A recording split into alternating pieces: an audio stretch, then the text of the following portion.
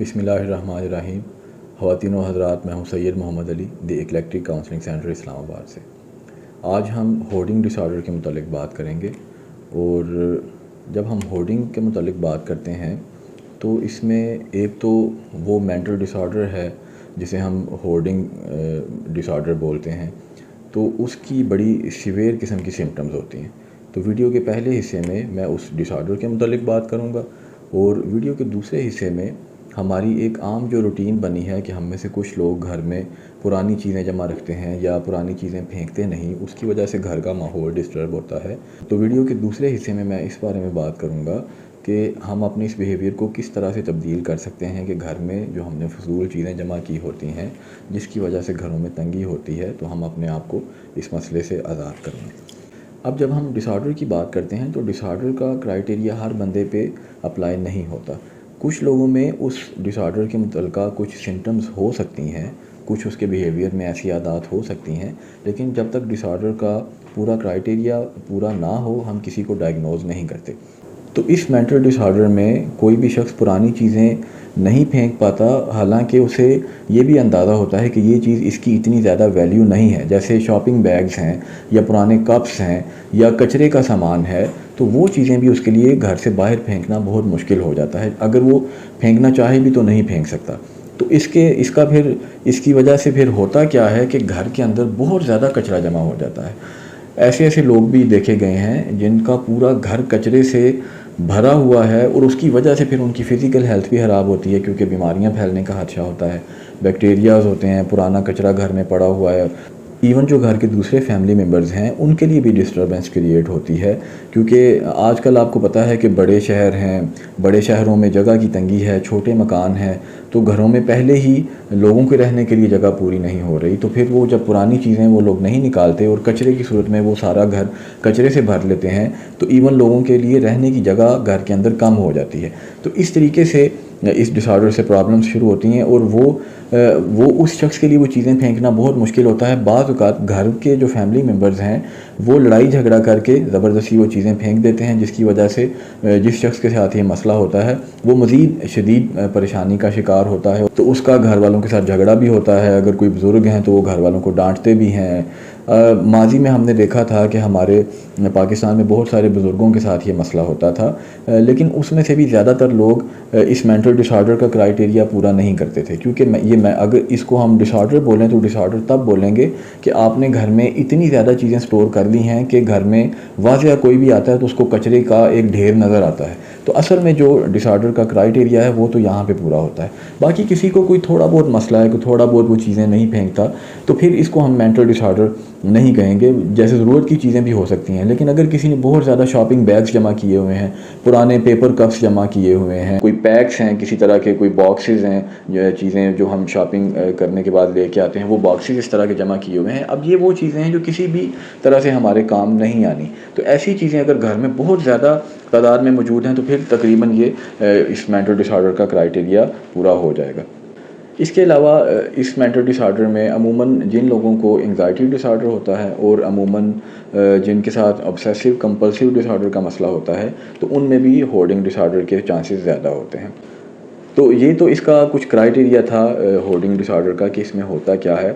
अब इसके इलाज में की तरफ अगर हम बात करें तो इलाज में सबसे इसका जो बेहतरीन ऑप्शन है वो यही है कि आप ऐसे शख्स को साइकोथेरेपी की तरफ लेके आएँ, क्योंकि अगर हम यहाँ पे बैठ के कुछ चीज़ें बताएंगे भी तो वो आपके लिए उन पे अमल करना मुश्किल हो जाएगा। सबसे पहले साइकोथेरेपी में ये देखा जाएगा कि इनके साथ कोई ओसीडी वाला मसला तो नहीं, या कोई और एंग्जाइटी डिसऑर्डर तो नहीं, या इनके चाइल्डहुड में या पास्ट मेमोरीज़ में कोई ऐसा मसला तो नहीं। इसके अलावा ये जेनेटिक इश्यूज़ की वजह से भी हो सकता है, इन्वायरमेंटल इश्यूज़ की वजह से भी हो सकता है ये मसला। तो लेकिन अमूमन जो सबसे बड़ी वजह हमारे मुआशरे में देखी गई है वो ये है कि पुराने जो अमूमन बुज़ुर्ग लोगों के साथ ये मसला होता है, तो बाज़ औक़ात ये वजह होती है कि हमारे मुल्क में पहले गुर्बत थी, अब भी है, लेकिन पहले बहुत ज़्यादा चीज़ों की कमी थी, तो लोगों के लिए चीज़ें खरीदना बहुत मुश्किल हो जाता था। तो इस वजह से भी कुछ बुज़ुर्ग उनके लिए मुश्किल था कि वो चीज़ों को कचरे में फेंक सकें, क्योंकि उन्हें ऐसा लगता है कि ये चीज़ें मुस्तक़बिल में इनकी ज़रूरत पड़ेगी। तो अगर हम इसके इलाज की तरफ बात करें, अगर क्राइटेरिया पूरा किसी के साथ हो रहा है तो उसको तो फिर साइकोथेरेपी से ही इसमें कुछ बेहतरी आ सकती है।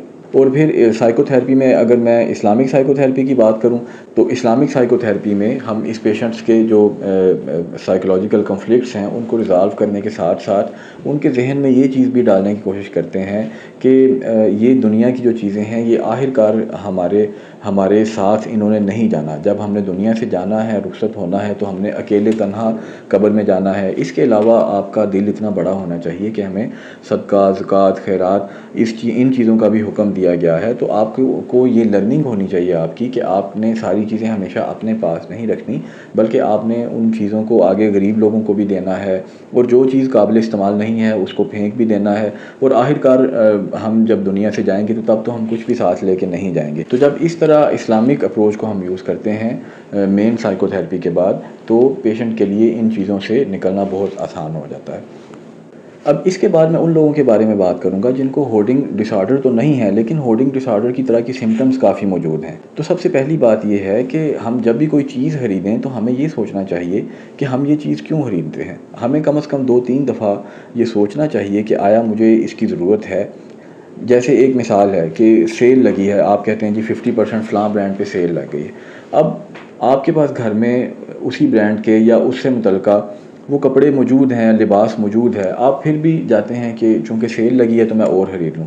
اگر گھر میں آپ کے پاس اسی سیزن کے 10 سے 15 جوڑے، ایک مثال ہے، آج کل تو چونکہ ایسی ایگزامپلس دیکھی گئی ہیں، 10-15 جوڑے بھی اویلیبل، حالانکہ 5 بھی ہوں تو بھی ضرورت پوری ہو جاتی ہے. تو ایک ہی سیزن کے آپ کے پاس اگر اتنے زیادہ کپڑے موجود ہیں تو آپ پھر دوبارہ سے جا کے شاپنگ اگر کرنے لگے ہیں صرف اس بنیاد پہ کہ یہاں پہ 50% سیل لگی ہے، تو میں کہتا ہوں کہ اگر آپ کو 100% بھی وہ چیز مل رہی ہو تو پھر بھی یہ سوچیں کہ آپ اس کو کیوں لے کے جا رہے ہیں گھر. اگر آپ کی ضرورت کی چیز موجود ہے، یا تو آپ نے کسی کو گفٹ کرنا ہے تو وہ چلیں، ایک الگ بات ہے. اپنے استعمال کے لیے جو پہلے گھر میں موجود ہیں وہ بھی استعمال میں نہیں آ رہے، ان کی بھی باری نہیں آ رہی. آپ نئی چیزیں خریدتے جائیں گے، وہ جمع ہوتی جائیں گی اور آپ کے کام بھی نہیں آئیں گی اور آپ کے گھر کی جگہ بھی لیں گی. تو اس لیے ایک تو سب سے پہلے اپنی شاپنگ کو کنٹرول کریں. اب یہ پینک بائنگ ایک علیحدہ موضوع ہے، اس پہ میں تفصیل سے پھر کبھی بات کروں گا. تو جب بائنگ کے علاوہ اگر ہم آئیں اپنے گھر میں، تو اپنے گھر میں آپ سب سے پہلے اپنے گھر کا معائنہ کریں. اگر آپ اپنے آپ کو اس بری عادت سے بچانا چاہتے ہیں جو کہ آگے جا کے پھر ہوڈنگ ڈس آرڈر میں بھی کنورٹ ہو سکتی ہے. ایون اس میں غربت کا یا مالدار ہونے کا اس سے تعلق نہیں ہے. یہ جو چیز میں بیان کرنے لگا ہوں کہ بعض لوگ بڑے غریب بھی ہوتے ہیں، اور لیکن اس کے باوجود اگر آپ دیکھیں تو ان میں ایک ڈسپلن ہوتا ہے کہ گھر میں ہر چیز ایک ترتیب سے پڑی ہے، کمرے میں صفائی ہے، ہر چیز اپنی جگہ پہ موجود ہے، اور ضرورت سے زیادہ کوئی چیز گھر میں موجود نہیں ہے. لیکن اگر آپ کے اندر یہ ڈسپلن نہیں ہے تو پھر بھلے گھر میں نوکر چاکر بھی ہوں تب بھی آپ دیکھیں گے اپنے روم میں چیزیں بکھری پڑی ہوئی ہوں گی. آپ کے وارڈ روم میں ضرورت سے زیادہ کپڑے موجود ہوں گے، ضرورت سے زیادہ چیزیں پڑی ہوں گی. اگر آپ خواتین کے ڈریسنگ ٹیبل کی طرف دھیان دیں تو ضرورت سے بہت زیادہ پروڈکٹس وہاں پہ پڑی ہوں گی. تو یہ آپ کی سوچ کی ایک بے ترتیبی کو شو کرتا ہے، اور یہ جو ہوڈنگ ڈس آرڈر ہے اس کی ریلیٹڈ یہ سمٹمز ہیں. تو اس سے آپ نے اپنے آپ کو نجات دلانی ہے. تو سب سے پہلے آپ اپنے روم میں جا کے دیکھنا شروع کریں. عموماً لوگوں کے بیڈ کے نیچے اگر دیکھیں تو اگر کبھی بیڈ اٹھائیں تو نیچے سے اتنی پرانی چیزیں نکلتی ہیں، اور صفائی کرنے والا ماحول بنا ہوتا ہے کہ یہاں پہ صفائی کی ضرورت ہے. تو اپنے بیڈ کے نیچے سے شروع کریں، دیکھیں وہاں پہ جو بھی گندگی ہے اس کو صاف کریں، اور صاف کر کے اس کو باہر نکالیں. تو اسی طرح آپ اپنے گھر کے ہر حصے پہ جائیں اور اس حصے میں جا کے دیکھیں کہ یہاں پہ کون سی چیز ہے جو ضرورت سے زائد پڑی ہے اور اس کی ہمیں ضرورت نہیں. وہ یا تو کسی ضرورت مند کو دے دیں، یا اس کو بیچ دیں، یا اس کو گھر سے باہر پھینک دیں. گھر میں جو سٹور رومز ہوتے ہیں ان کو چیک کریں. اس کے علاوہ چھت پہ لوگوں نے فضول کچرا جمع کیا ہوتا ہے، حالانکہ چھت پہ آپ پودے لگا سکتے ہیں، بہت اچھے قسم کی سبزیاں اگا سکتے ہیں، لوگ ایسے کر رہے ہیں. تو اگر گھر کے اندر بھلے وہ چھت ہے، سٹور روم ہے، کہیں بھی اس طریقے سے اتنی پرانی اشیاء پڑی ہوں گی تو اس گندگی کی وجہ سے بیماریاں بھی پھیلیں گی، گھر کا ماحول بھی خراب ہوگا، آپ کے اندر انگزائٹی کی سمٹمز بھی آ سکتی ہیں اس کی وجہ سے. ایک گھر میں بہت زیادہ فیملی ممبرز رہ رہے ہیں. بڑے شہروں میں تو یہ مسئلہ اور بھی زیادہ ہے، بڑے شہروں میں لوگ بڑے مکانات بھی نہیں بنا سکتے. تو چھوٹا سا گھر ہے، اس کو اگر آپ اچھے طریقے سے مینیج کریں گے وہی گھر آپ کا خوبصورت لگے گا. تو اگر پرانی چیزیں پڑی ہوں گی تو پھر تو لوگوں کے رہنے کی بھی جگہ وہاں پہ کم ہوگی. تو اس لیے اس سارے مسئلے سے بچنے کے لیے آپ اپنی لائف میں ایک ڈسپلن پیدا کریں، اور اپنے کمرے سے، اپنے بیڈ روم سے اس چیز کو شروع کریں. ایون آپ اپنے بستر سے اس کو شروع کر سکتے ہیں کہ جب آپ صبح اٹھتے ہیں تو سب سے پہلے آپ اپنا بستر سمیٹیں ایک ترتیب سے.